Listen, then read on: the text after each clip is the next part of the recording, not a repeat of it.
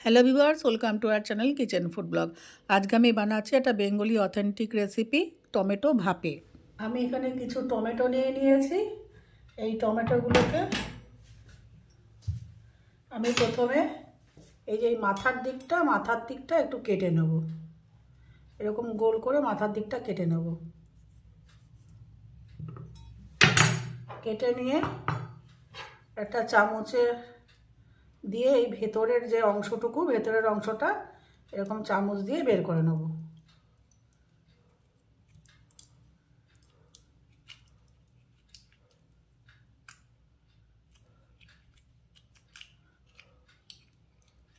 টমেটোর ভেতরের যে নরম অংশটা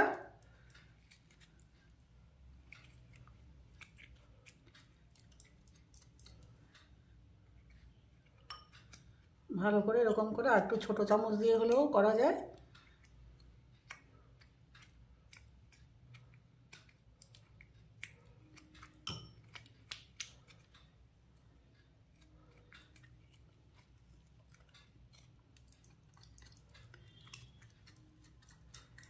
এই যে পুরো একটা পকেট করে নিয়েছি। এরকম আমি পুরো সব কটা টমেটোকেই এভাবে কেটে নেব। আমি সব কটা টমেটো এরকম হোল মতন করে নিয়েছি, ভিতরটা ফাঁকা করে নিয়েছি। আর এই ভিতরের অংশটা আমি ফেলে দেব না, এটা আমার পরবর্তী সময় কাজে লাগবে।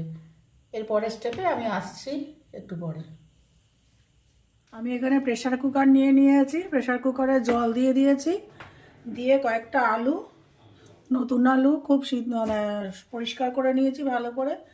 এটা যে নতুন আলু দিয়েই করতে হবে এমন কোনো মানে নেই, এমনি পুরনো আলু দিয়েও করা যায়। আমার কাছে নতুন আলু ছিল তাই নতুন আলু দিয়ে করলাম। এবার এটাকে আমি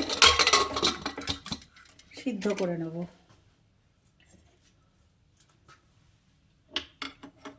দুটো সিটি দিলেই হয়ে যাবে, দুটো কি তিনটে সিটি দেব, দিয়ে আমি আলুটাকে প্রথমে সেদ্ধ করে রাখছি। আমি আলুগুলো সিদ্ধ করে নিয়েছি, নিয়ে একটু ঠান্ডা হয়েছে, এরকম খোসাগুলো ছাড়িয়ে নেব। আর আমার এখানে 5টা সিটি দিতে লেগেছে। ভেবেছিলাম দুটো কি তিনটা সিটিতে হয়ে যাবে, সেটা হয়নি। আমি এভাবে আলুর খোসাগুলো আগে ছাড়িয়ে নিচ্ছি। আলুগুলোর খোসা ছাড়িয়ে নিয়েছি। এবারে দিয়ে দিলাম পরিমাণ মতো লবণ, দেব 2 চামচ পেঁয়াজ, 1 চামচ হাফ চামচ কাঁচা লঙ্কা কুচি, আর দেব ধনে পাতা কুচি, দিয়ে এটা আমি ভালো করে মেখে নেব।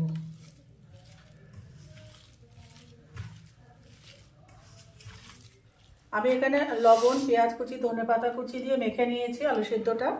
এবার এই যে টমেটোর থেকে যে ভেতরের যে নরম অংশটা ছিল সেটা এখানে কয়েক চামচ দিয়ে দিলাম, দিয়ে আবার আমি ভালো করে এটা মেখে নেব।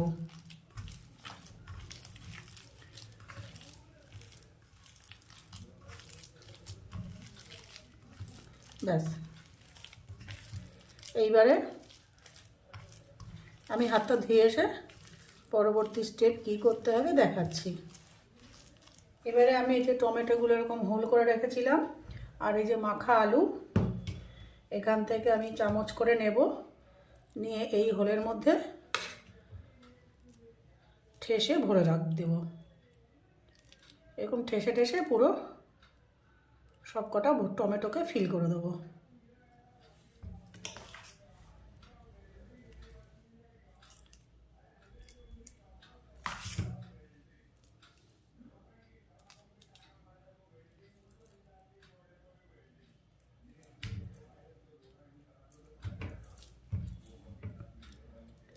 এরকম করে আমি ভরে ভরে সব কটা পুর দেওয়ার মতন ভরে নেব। ভরে আমি ফিরে আসছি। এখানে যে আমার সব কটা টমেটো এভাবে আমি পুর ভরে নিয়েছি। এবার চলে যাব গ্যাসে। আমি চলে এসেছি গ্যাসে, নিয়ে নিয়েছি একটা প্রেসার কুকার। প্রেসার কুকারে একটু 2-3 ফোঁটা একটু সর্ষের তেল মাখিয়ে নেব।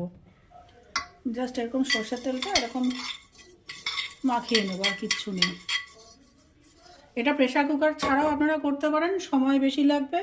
একটা গামলা নেবেন, গামলার মধ্যে জল দেবেন, জল দিয়ে ঝাঁঝরি থালার মধ্যে একটু তেল মাখিয়ে টমেটোগুলো দিয়ে উপরে ভাপে সিদ্ধ করতে দেবেন। কিন্তু ওটাতে একটু সময় বেশি লাগে বলে প্রেসার কুকারে হচ্ছে সময়টা খুব তাড়াতাড়ি হয়ে যায়। এভাবে দিয়ে দিলাম জাস্ট টমেটোগুলোকে, আর কিচ্ছু না। টমেটোগুলো করে সোজা করে বসিয়ে এরকম করে দিয়ে দিয়েছি।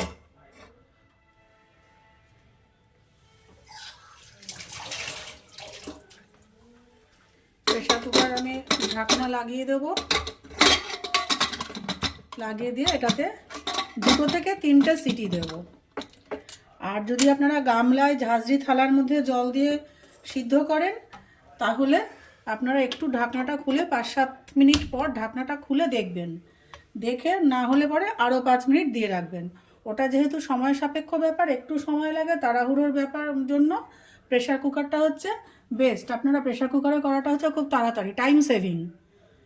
এবার আমি এটাকে 3টে সিটি দিয়ে ফিরে আসছি আপনাদের কাছে, দেখাবো 3টে সিটির পর কেমন হলো। যদি দরকার হয় আমি এরপরে আরেকটা সিটি দেব, দরকার হলে, না হলে নয়। আমি 3টে সিটি দেওয়ার পরে গ্যাসটা নিভিয়েছিলাম, নিভিয়ে এবারে প্রেসার কুকারটাকে ওপেন করলাম। এই যে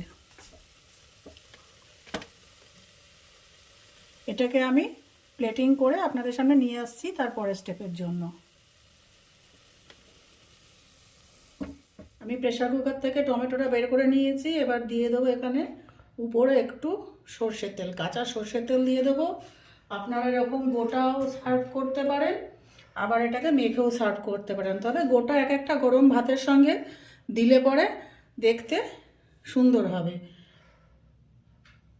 গোটা ভাতের সঙ্গে এরকম 1 পিস করে গরম ভাতে দিয়ে দেবেন, দেখতে খুবই সুন্দর হবে এবং খেতেও অপূর্ব।